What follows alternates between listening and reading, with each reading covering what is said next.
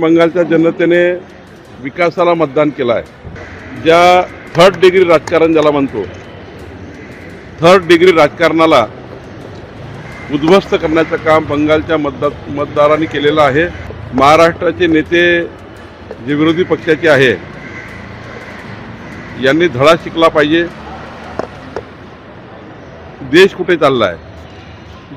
देश विकासाच्या बाजूने उभा आहे। बंगालच्या जनतेने विकासाला मतदान केलं आहे, विकसित पश्चिम बंगालकरता मतदान केलं आहे आणि ममता बॅनर्जीच्या ज्या थर्ड डिग्री राजकारण ज्याला म्हणतो, थर्ड डिग्री राजकारणाला उद्ध्वस्त करण्याचं काम बंगालच्या मतदारांनी केलेलं आहे। महाराष्ट्राचे नेते जे विरोधी पक्षाचे आहे यांनी धडा शिकला पाहिजे।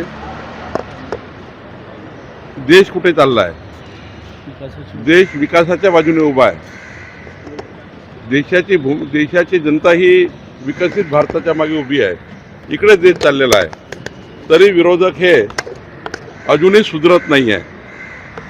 काँग्रेस सुधरत नाही आहे, उबाटा सुधरत नाही आहे आणि त्यामुळं मला वाटतं महाराष्ट्रामध्ये हे जे नेते आहेत विरोधी पक्षाचे,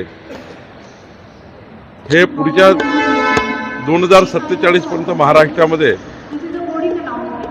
घरी बसतील। ज्या पद्धतीचं राजकारण महाराष्ट्रात सुरू आहे, महाराष्ट्र सुद्धा विकासाच्या बाजूने उभा आहे आणि मला असं वाटतं एक मजबूत साथ देशाने मोदीजीला दिली आहे आणि ती पुढच्या काळामध्ये अशीच राहील असं मला वाटतं। नरसापूरचे जे आरोपी आहेत त्यांना कठोर शिक्षेची मागणी होत आहे, विरोधक काही मागणी करते?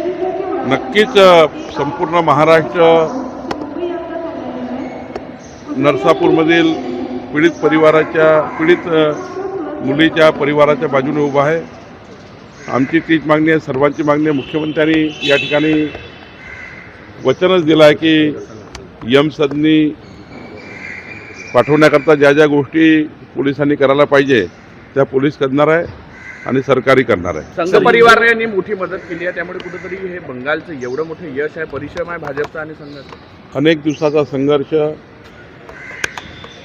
हजारो कार्यकर्त्यांनी त्या ठिकाणी हत्या त्या ठिकाणी करण्यात आल्या आमच्या कार्यकर्त्याच्या ममता बॅनर्जीकडनं। संघ परिवाराचं काम, विचार परिवाराचं काम, भारतीय जनता पार्टीचं काम, बूथवर मॅनेजमेंट, आमच्या मोदी यांच्या नेतृत्वात माननीय अमित भाई, आमचे अध्यक्ष नवीनजी, त्या ठिकाणी प्रभारी असलेले भूपेंद्र यादवजी, संपूर्ण टीम, या देशातल्या संपूर्ण कार्यकर्त्याची भावना होती, सद्भावना होती की एक वेळा बंगालमध्ये या ठिकाणी सुशासन आलं पाहिजे आणि जे दुष्ट शासन आहे ते गेलं पाहिजे।